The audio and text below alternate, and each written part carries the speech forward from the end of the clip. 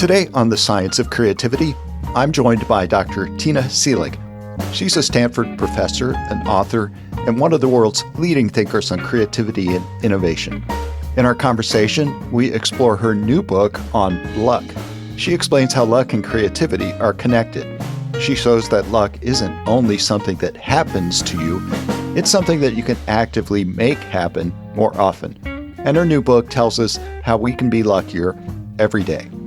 If you like this interview, please consider sharing it with others who are interested in creativity. Or click like, subscribe to the show, leave a comment. All of that really helps. Now, here's our interview.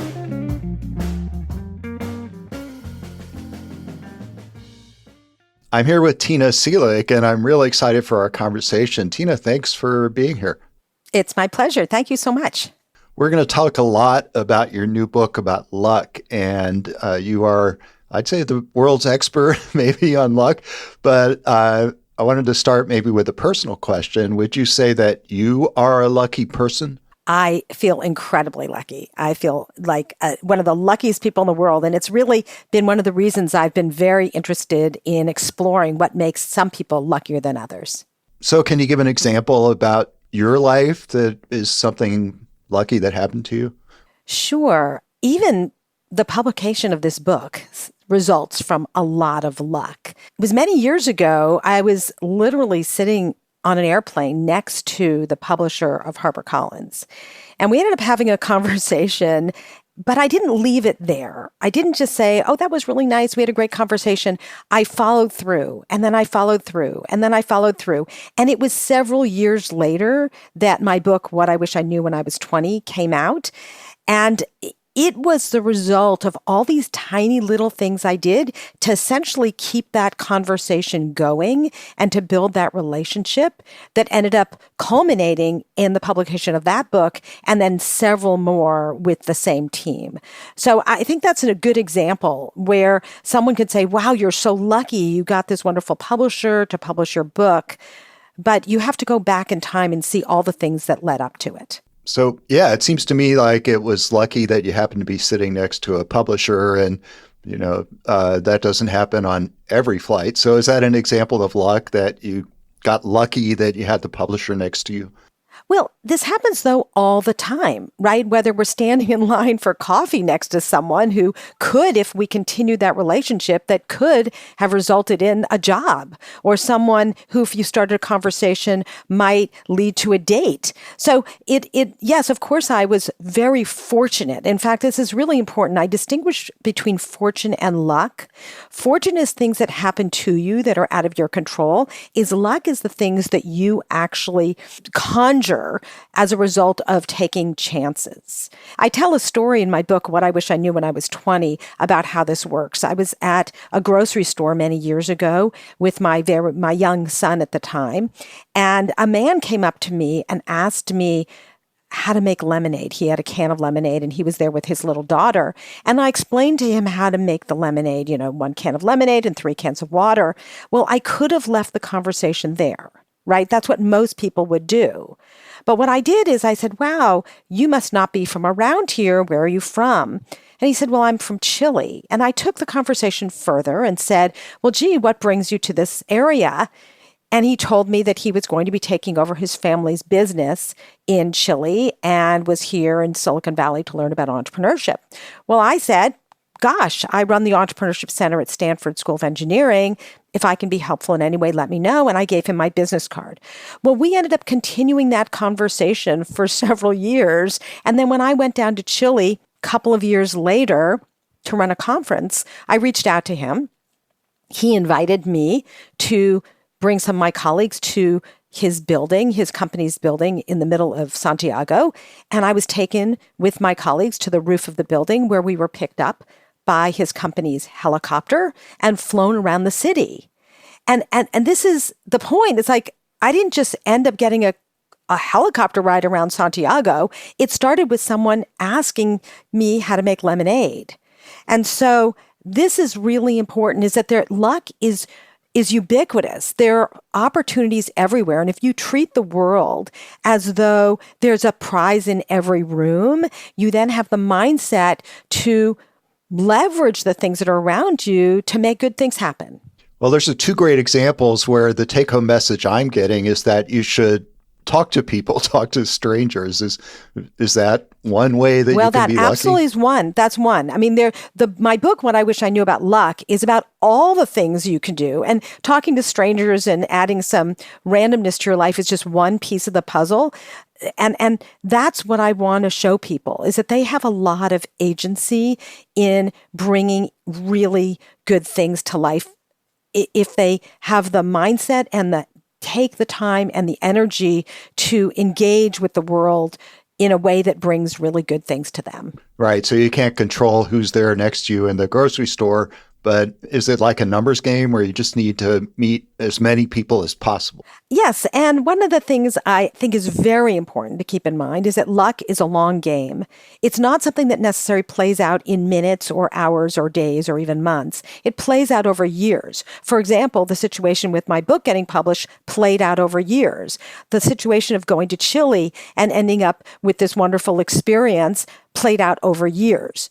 So if you're kind to people, if you engage with people, if you help people, if you keep the conversation going, you never know what wonderful things will happen. But I can promise you that good things will happen if you engage with the world in a way where you increase the chances that something good will happen. Well, let's talk about that book publishing process, because I'm thinking back to my first trade press book, which was Group Genius, and a lot of things had to happen in sequence. So the first thing that happened was, Time Magazine contacted me. I did a story for Time. Then a second thing that happened was I was talking to an old graduate school colleague who knew a literary agent, blah, blah, blah. So there were lots and lots of events. There was not a single one event, right, to get to the point where you actually realize the success. Exactly. I think that's really important. And I think a lot of people downplay the role they played in making something happen. My father and I have a continuous debate that's been going on for decades. And I think that was actually a real impetus for this new book as well, because we've been debating the role of luck in our lives for decades. He says he's just so lucky. Good things just happen to him. And I say, let's pull back the curtain and look at all the things that you did to make that happen. For example, there was a time in his life where he had a good job and his boss was extremely capable. And there was really no way for him to be promoted because he had this wonderfully capable boss and that job would never be open. But the boss ended up going to a new job at a different company, and my dad was picked to take on this management role. And that was his first step into management. And he says, guess what? I was so lucky.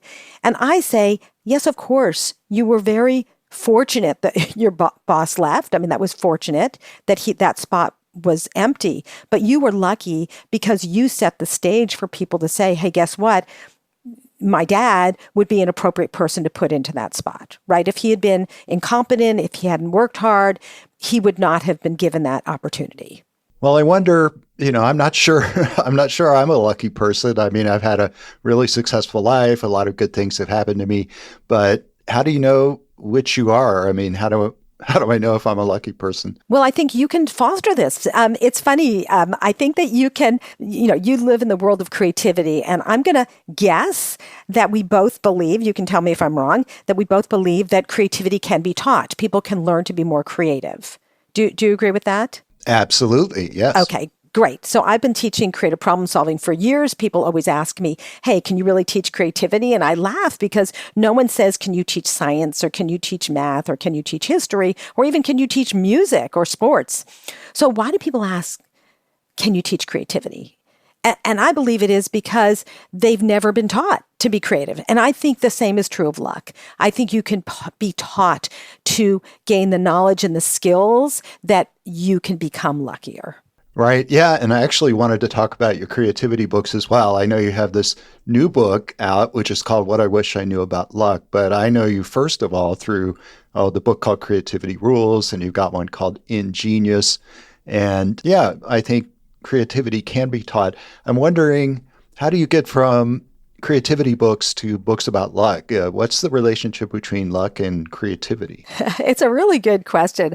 I think that they're definitely related because one of the keys to being lucky is to be a great problem solver, creative problem solver, right? That is one of the tools that is in your backpack if you want to be lucky, is to be able to solve the problems that you have around you. Right. I think, I would say that lucky people are creative, or maybe creative people are lucky, but I don't think it's because just random things happen to you that are good things. It's something about a mindset. It's about an awareness about what's going on. It's that you notice things. That's one thing I'm always emphasizing, is this awareness of noticing things that are going on around you that can lead to creativity. And it seems to me that that would also result in luck, right? Actually, I couldn't agree more. I think that is absolutely correct. And one of the major tools for being more creative is being more observant. Seeing the opportunities around you and then seeing them and seizing them, right? It's not good enough to just see them. You actually have to do something with it. And so I'm fascinated by the number of people who walk right by opportunities that I see sitting in front of them. For example, I might invite a great speaker to come and visit me at Stanford and to meet with my students. And the speaker says, feel free to reach out to me if you have any further questions. And the number of people who do it is minuscule. And the number of people who reach out and say, thank you for your wonderful talk is minuscule. And they're leaving that opportunity on the table. I'm always just so surprised that people don't do that. In fact, one of the most important things in my mind for being lucky is sending thank you notes. Being appreciative is one of the things that leads to the next conversation. If after this conversation, I will absolutely, Keith, send you a thank you note saying, thank you so much for inviting me to be on your podcast. This was such a fascinating conversation. I look forward to continuing, et cetera, et cetera. Yes, I'll send you one too. And exactly. But then we've now set the stage for the next conversation. If I had not done that, you might have felt a little bit disappointed that, wow, you put all this time and effort into learning about my work and about sharing what I'm doing with the world. And it would be a huge miss on my part to not appropriately recognize that. It was a long time ago, I guess maybe over 10 years ago, that I read your 2012 book that's called Ingenious. And that's where I first learned about Richard Wiseman's book, and his research. So even in your 2012 book, you have a story about, I don't know if you want to tell that story about Wiseman's study of lucky people and their awareness out in the world. What do lucky people do? Yeah, I love that story. In fact, I think that was the first article I read. I think it was in Scientific American. I was on an airplane and I opened up Scientific American I had brought with me, and I read a short little article about Richard Wiseman's book, his work on luck. And it literally, a light bulb went off. I could feel chills in my body. It was like, oh my gosh, he has literally done science on what research on what makes some people luckier than others. And I know you know the story that he gave everybody these newspapers and asked them, he asked people to identify whether they were lucky or unlucky. So he took two groups, one who sort of self-identified as being lucky, another who self-identified as being unlucky. He gave them these newspapers, asked them to count the number of images or photos in the newspaper. And the unlucky people took them, I don't know, a few minutes to do it, and they all got the answer wrong. The lucky people, they did it very quickly, and they all got the answer right. Now, what had happened? He had literally on the second page 2-inch high text, 2-inch high, that said, stop counting now. There are 43 images here. And the lucky people saw it because we were open-minded. They were looking not just at the pictures, but looking at the overall context. Whereas the unlucky people were only looking at the photos because that was the assignment, and they missed this important information. So I know that you're very, very interested in paying attention in the role it plays in creative problem solving. I think this is a wonderful example of the bridge between luck and creativity. So what can you do to make yourself luckier? What advice? I'm sure you have a lot of advice. You have a whole book, but give me an example of something I can do to be luckier. Yeah. So the framework I create in the book is that luck is like the wind. It's always there. It's ubiquitous, but you need a sail to catch it. So a lot of people don't see or don't experience the luck because they don't actually have a tool to capture that luck. And so there are lots of ways to build a sail to catch the winds of luck, but this is very important. It starts with building your ship. You're building your ship. Your ship is all the internal work you need to do. It's like knowing your core values and your risk profile and story you tell about yourself and actually setting your goals. Where do you want to go? The second piece is you need to recruit your crew. You need other people on your team. And how do you do that? What are all the ways that you engage others by helping them, for asking for help, for resolving conflicts, all sorts of things that bring people to you and people who want to support you in your endeavors. And the third piece is how do you hoist the sail? So now what are the very specific things you can do every day? How do you invite luck into your life? By paying attention, by showing appreciation, by building on success, et cetera, et cetera. Right. That seems like a recipe for success, right? For successful people, these are things successful people do. So I guess I'm wondering, where does luck come into it? Those are things you should do to make your life better at anything, right? I think it's a really good point. The subtitle of the book is A Crash Course on Turning Aspirations into Achievements. So you might be able to say, yes, this is not just luck. This is about success. And I would say that lucky people are successful. And therefore, if you want to be successful, you are going to have to amp up your luck. Right. So yeah, it seems to me if you're luckier, you're going to be more successful, but still horrible things could happen to you unexpectedly that would overwhelm your luckiness, I suppose. But on average, lucky people will be more successful. Yeah. It's a really good point. And so one of the most important pieces is actually resilience. How do you bounce back? I've found over the years that people have very different models of what failure looks like. I'm going to ask you this question, Keith, okay? When you hit bottom and you fail, and we all fail. I mean, I fail, every single day I do something that it's like, I shouldn't have done that. When you fail, what is the bottom made of? Oh, for me? Yeah, for you. Like when you hit bottom, literally, what's the metaphor? Is it concrete? Is it rubber? Is it a trampoline? Is it a black hole? What is it when you hit bottom? Oh, well, anytime something bad happens to me, my response is to try to learn something. I always try to get more knowledge whenever something stressful or bad happens. So yeah, that's my response, is to go out and learn stuff. Well, okay. So is it a trampoline? Is it rubber? I really want a physical metaphor for you of what happens when you hit bottom. Yeah. What would it be called to go out and learn more? I'd say gathering, perhaps. Okay. All right. I'm thinking about when I go around the room in my classroom and I ask people, some of them say it's a black hole. They fall into a black hole and they feel like they'll never get out. Others say it's a trampoline. They hit bottom and they bounce back higher than they were before. And I know for me, it's rubber. It's certainly not a trampoline, but it's rubber. I hit bottom. It hurts a lot. But I do, after sort of sinking down, I then, bounce back and sort of say, okay, what am I going to do differently the next time? And the problem is when people think that failure is a black hole or burning lava, that they're not willing to try anything because the fear of failure is so strong that they're unwilling to take those little risks that lead to success, right? If I say hello to someone online in the grocery store and they look at me like I'm crazy, wow, I might be embarrassed. But it could be that I start a really interesting conversation and learn something new or make a new friend.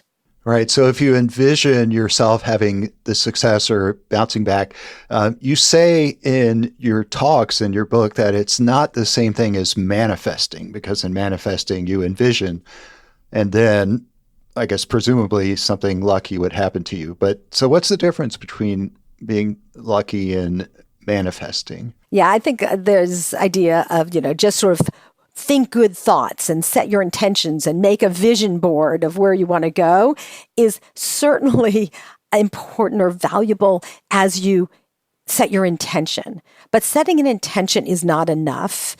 You need that intention setting to get you actually moving that direction, right? I can't just point my sailboat in the direction I want to go. I need to now hoist that sail, and I need to catch that wind to actually get me going. So I actually have to do something. I can't just think I want something to happen. If I want to go to medical school, I can't manifest that. I'm actually going to have to do well in school and take the MCATs, and I need to apply, et cetera, et cetera. And then, boy, I'm really lucky. I got into med school. Well, yes, I was lucky because there were, not everyone got that opportunity, but I would never have gotten that unless I had taken that chance. Right. So manifesting is maybe a little bit passive, too passive. Exactly. And it's necessary, but it's not sufficient.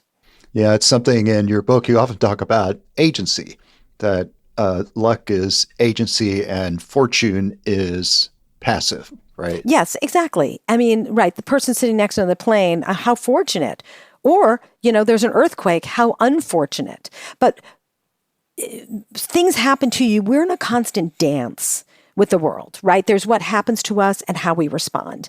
And we need to learn how to lead in that dance with life. I think that is really the essence of the message, is how do you learn how to lead in that dance so that you get to where you're hoping to go.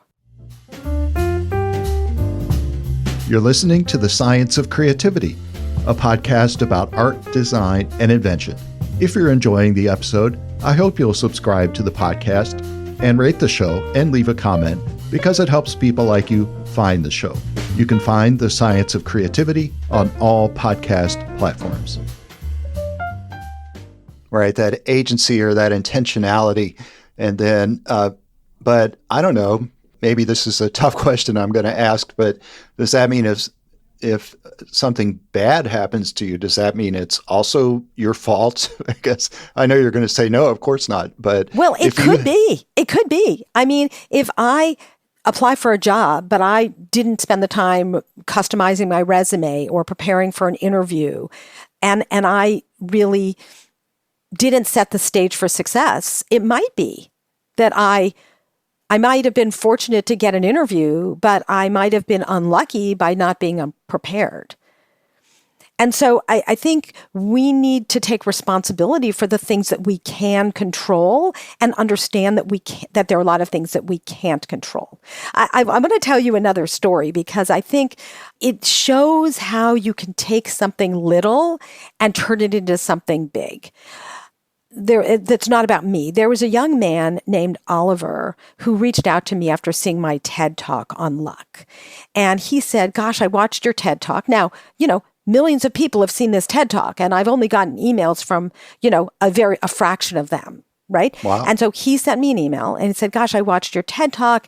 It was really meaningful to me. And I'm thinking that I would like to become a luck coach. I really think that the things you talked about resonate. I'd like to be a luck coach. Would you be willing to talk to me? So I thought, oh, that's kind of interesting. I'm curious what he's doing. So I said, sure, let's have a call. So I got on a call with him. And here's what I learned. He had graduated from college just recently, and he had decided that he wanted to live in Japan. And he didn't speak Japanese. He didn't have a job. He didn't have anything. But he said, I'm going to go to Japan for 2 years. I'm going to get a job. I'm going to make friends. I'm going to just, make my life there. And he did it. And he realized he was so lucky in the way that he made friends and found a job and created a community there. So I chatted with him a little bit and we got off the phone. The next day, I got a thank you note from him. Okay, that was great. That was the first step. But not only did he send me a thank you note, he sent me a document with all these different ways that he could help me with my book on luck, right? He took it to the next level. And I was so taken. There was nothing on the list that was exactly what I needed. And I just started working on this book. So that was very fortunate for him. And I'd never used a research assistant before, but I thought, you know what? I could hire him. He would be really helpful. So I asked if he wanted to work for me, and he was delighted. And we ended up building this collaboration where he helped me find research that resonated with a lot of the concepts that I was working on in the book. And that was super helpful to me. And then I started learning about all the things that he does to become lucky. And I ended up writing an entire chapter about him in the book. Now, this all resulted in him just reaching out to me to say, hey, I really liked your talk. And can you give me a few minutes of your time? Right. It seems like the really good advice to, network, but that sounds maybe too trivial to just networking. Well, I don't think people know what networking really is, right? And I'm not a fan of that word networking because it feels really transactional. I'm just trying to build my, LinkedIn connections. Really, it's about building relationships and building really honest relationships with people. And those relationships are what ends up, you're recruiting your crew. These are people who are going to help you in the long run. And there are ways, I'm going to guess, are there people in your life who have done things that they've disappointed you, right? Have you ever had anyone disappoint you? Sure. Yeah. Okay. It happens to all of us. Let's say that person who's disappointed you comes to you and now wants a favor. What's the likelihood that you're going to help them? Well, I definitely don't help everyone who asks me for help. So I'd probably, unless it's a family member or a child, I think I would demur. I would say exactly. No. It would be less likely if someone's really disappointed you that you're going to go out of your way for them. And this is true for all of us, that luck is this long game. If you are engaging in the world where you're creating goodwill, then you will find that you are luckier later, right? If I have been really helpful to you, Keith, and I've really supported you in your work, and I've maybe written a blurb for your book, et cetera, and then I came to you and I said, hey, Keith, I've got something, could you help me with this? Or the likelihood that you're going to help me has gone way up because we actually have built a real relationship. It's not about just building a network. It's about building trust with other people. Right. I think it's something that I've done too. And is that the same thing as someone saying paying it forward, right? Exactly. I think that's a wonderful way to say it. But it shouldn't be that you do things just because you want something. You never know. Just helping people in general results in positive things happening to you. And you don't know where they're going to come from. I mean, there's an example I use in my book about how 15 years ago, I was on a family trip to Costa Rica. Our son was 16 years old. And we were on this trip. The trip was organized by Stanford. The trip ended up becoming a disaster. The plans had been put in place during a time when it was off season, but when we went, it was turned into a party hotel. And there were all these bikini-clad girls running around. There was a bar in the pool. The drinking age was really young. We were right on the beach. It was a dangerous thing for our pre-teens or our young teen kids. There were a lot of parents there who were very upset and got very angry and took it out on the trip leader who had nothing to do with planning this trip, who would basically had to deal with this. I tried to be as sympathetic as I could and understand that, they had not planned it. I had actually forgotten about this entire experience. But 15 years later, when I was being considered for my current job, it turns out that the person who was on the team evaluating me was the trip leader. If I had been rude and disrespectful 15 years earlier, there is no way that I would have gotten that job. Now, I wasn't polite and respectful because I wanted a job 15 years later. I did it because it was just the right thing to do. And I think that's what's really important, is to keep in mind that the behaviors and the things, the choices you make today determine the opportunities that you're going to have in the future. Yeah, I'd agree with that. It sounds like, nice people are luckier, and I like to think I'm a nice person. So yes, I like that message. Yeah, and it's not just about being nice. It's about paying attention to how you can actually help people in a way that's going to be meaningful to them. Well, let's say that you are an unlucky person listening to this podcast or thinking about buying your book. So you're an unlucky person and bad things keep happening to you. And you mentioned someone being a luck coach. So yeah, what would you say to this person who comes to you and says, I'm really unlucky. I'd love to turn that around. Help me out.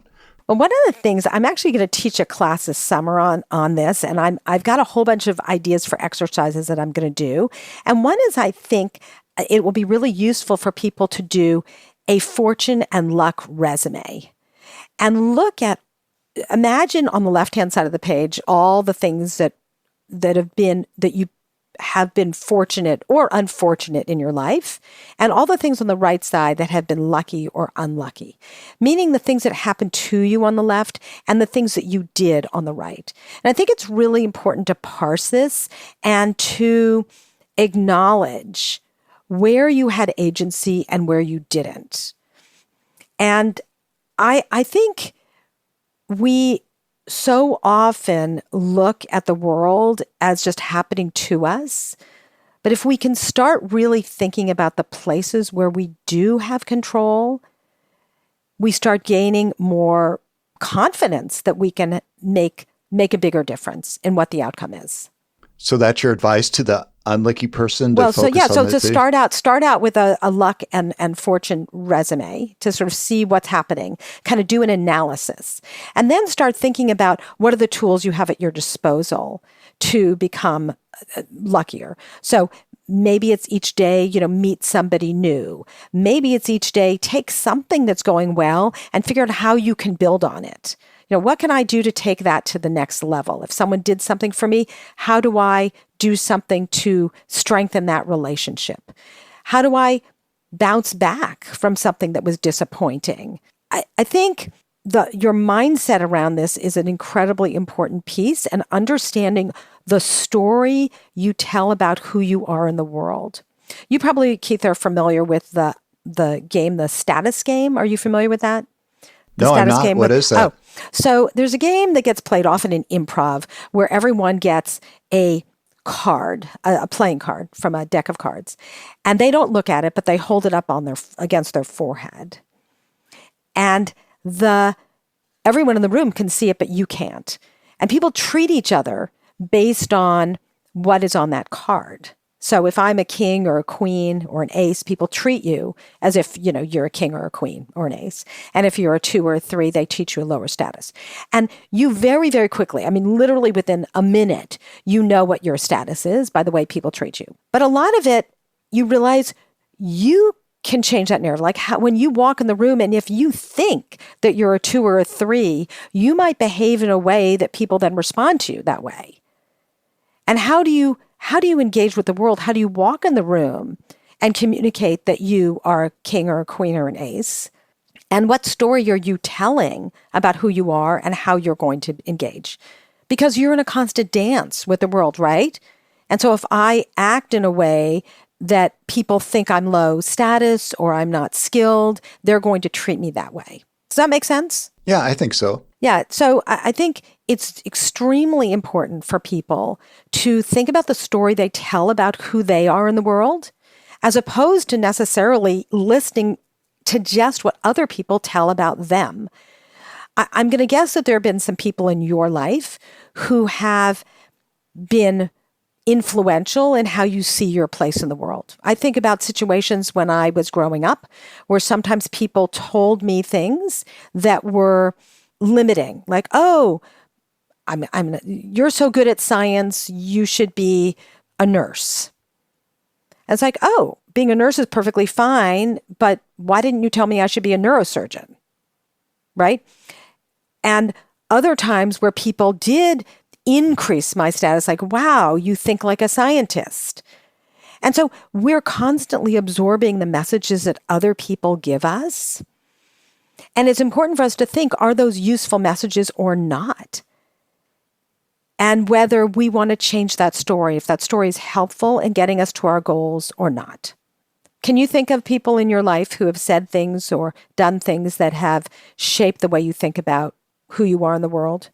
Yeah, absolutely. All the way back to I don't know, babyhood. Yeah. Can you tell me what an example? Oh, well, right now I'm thinking about unpleasant examples. Okay. People said things that were negative. So I don't want to tell those stories. You don't want to do those stories. Yes. But basically I only think about all the positive stories. Right. But the point is, if you start getting a lot of negative stories, that you internalize that, and it takes a lot to overcome it. And to say, actually, that story is not one I want to tell. I want to tell a different story. So yeah, what's your story then? What's my story? It's interesting because when I was younger, I got a lot of limiting stories about what I could do. And I had to start reshaping those stories. I mean, I'm not a baby, right? I'm 68 years old. So when I was a girl, the opportunities for girls were much more limited. My parents had a friend who actually was a neurosurgeon.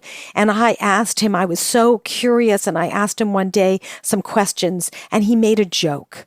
And I was so demoralized. It had taken me so much energy and time and confidence as a little girl to ask him to tell me something about neurosurgery. And he was very dismissive. And I think then about, professors of mine in college who saw something in me and were so encouraging. So there's a wonderful story that I share in my book about how this professor, when I was a sophomore in college, wrote at the top of my paper, "Tina, you think like a scientist." And at that moment, I became a scientist. That messaging from this professor was so powerful that that moment, I literally transformed into a scientist.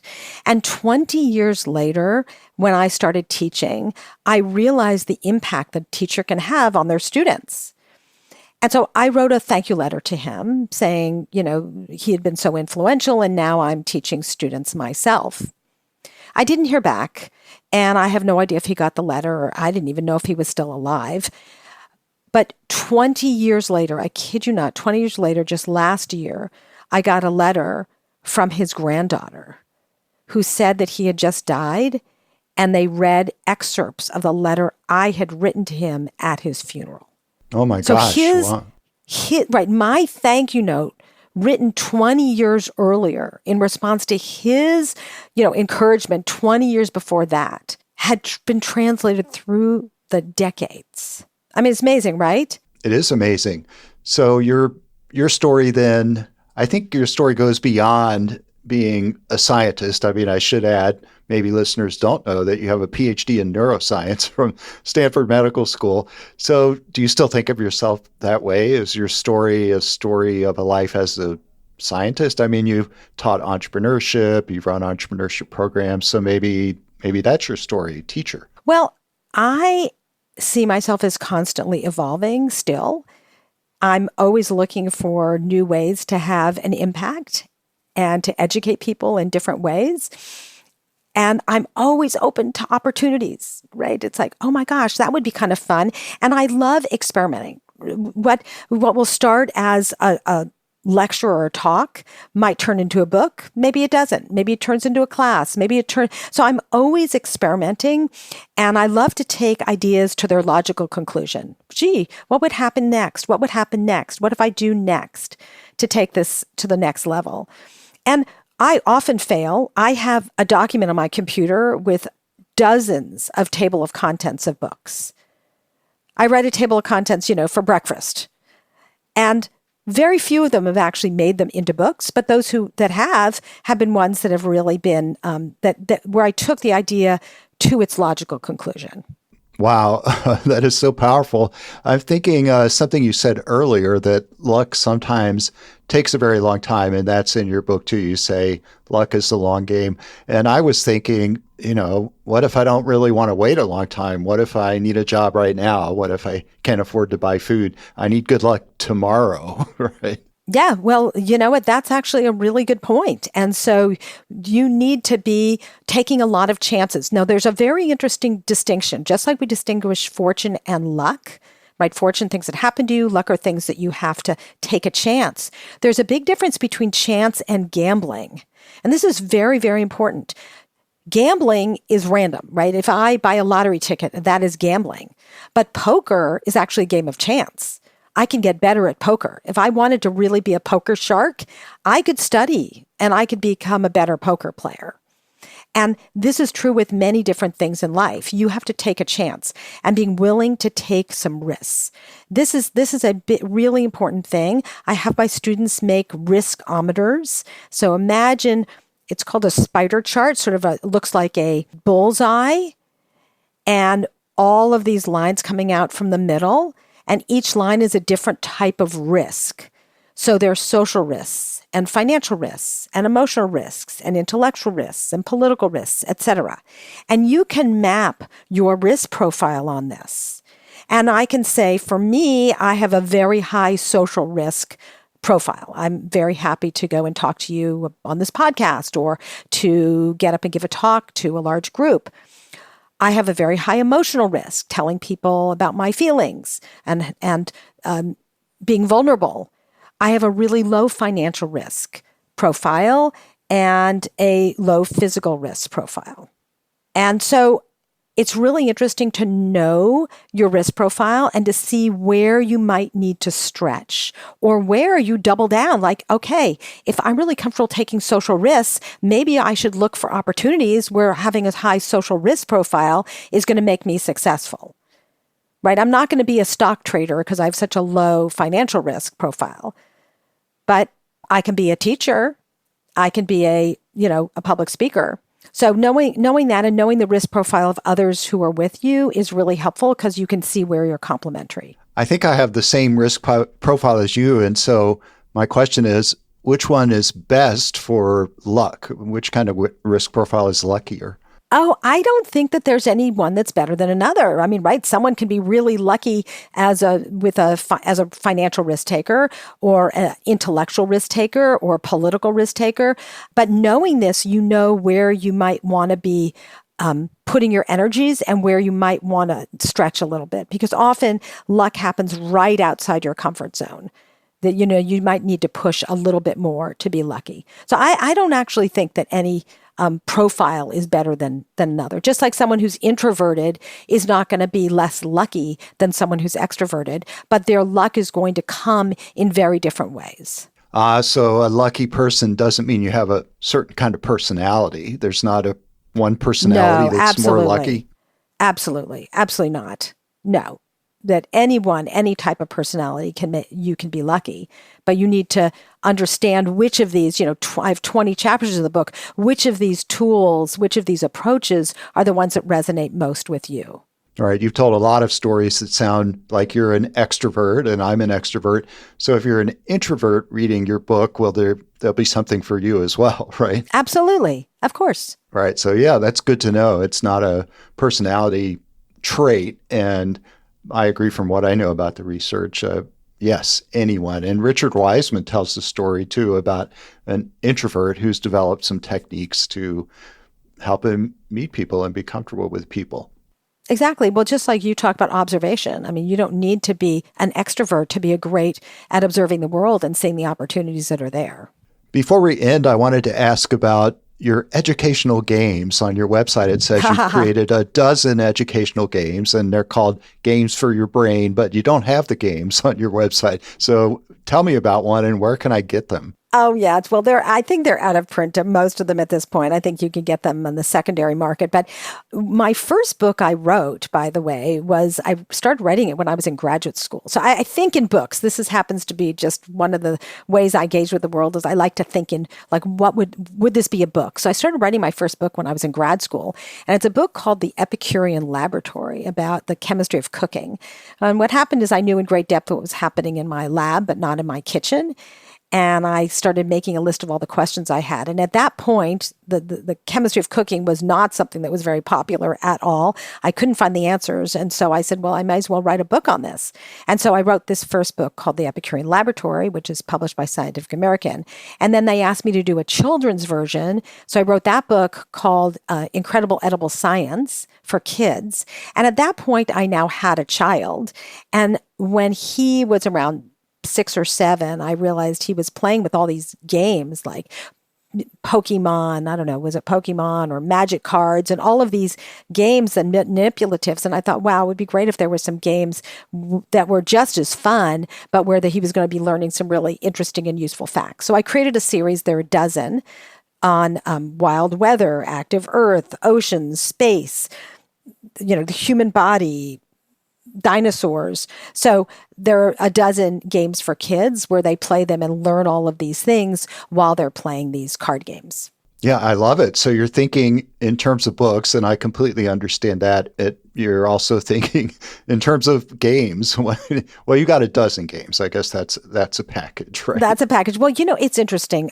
In my book, Creativity Rules, I talk about the invention cycle and going from imagination to creativity to innovation to entrepreneurship.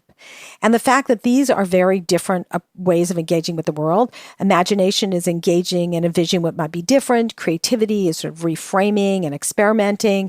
Innovation, you keep taking it to the next level. I love functioning at the beginning of this cycle, at the imagination and creativity and innovation space. And so I love coming up with ideas.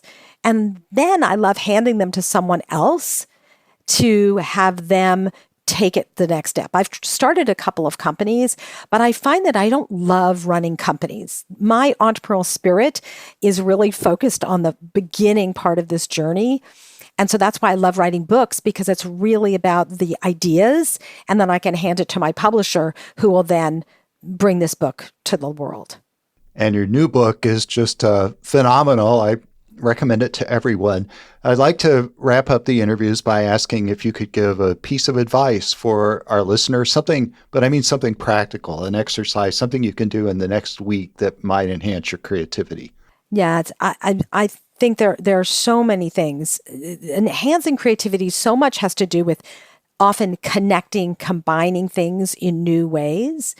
And I did an exercise a few years ago when I was about to turn 60 years old called 60 Weeks to 60. And every week on my 60 Weeks to 60, I gave myself another exercise to do.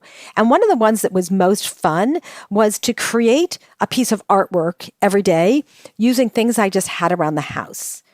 And one of the things I had is just a stack of New Yorker magazines sitting by my bed. So I took 3 of them. I pulled off the covers, cut them into strips, and made a collage. And I loved it so much that I just kept doing it. And now, my office is filled with all of these prints of these collages of New Yorker covers. And I think that this is a great example of something that everybody can do. Look at the things that you have around your house, around your office, and figure out how you might be able to use them in a new way, whether it's something practical or some piece of art or a gift that you could give, and basically taking old things and looking them in a different way and seeing what you can create. Thank you. I love that idea. And Tina, thanks so much for joining me. Great conversation. It was really my pleasure, and I'm so appreciative. Thank you so much, Keith.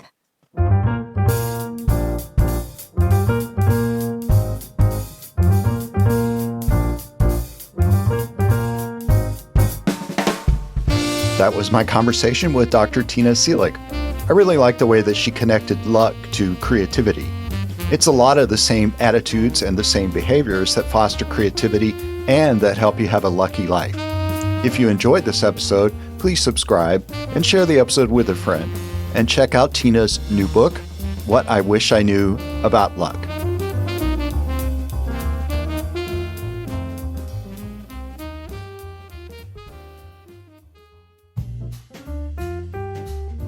Thank you for listening to The Science of Creativity. If you liked this episode, I hope you'll subscribe to the podcast, and please rate the show because that helps others like you hear about the show. Please write in the comments if you have requests or ideas for future episodes. I'll see you next time on The Science of Creativity for insights and inspiration about art, design, and invention.